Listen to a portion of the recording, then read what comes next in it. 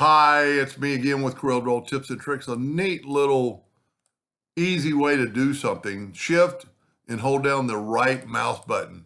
So grab your item, hold down the shift key, right mouse button, and it copies the fill. This is a particular color that I created and I don't have it in my palette, so I want to use it again.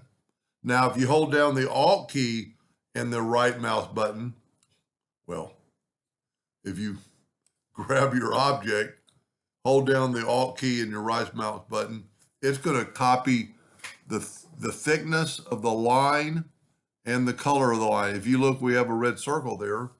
I'm going to hold down the Alt key and bring it over there, and it made it 36 points, exactly the same as the others. Hold down the Shift key, grab it, and it's going to fill it in with that special blue. And what I mean by made a special color, I started with this blue, take away the outline. I'm going to hold down the Control button and add a little white to it.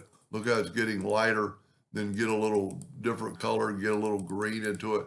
So you've made a special color. If you hold down the Shift key, you can put that color anywhere you want. Anyway, hope that gave you an idea or two, and thank you for watching.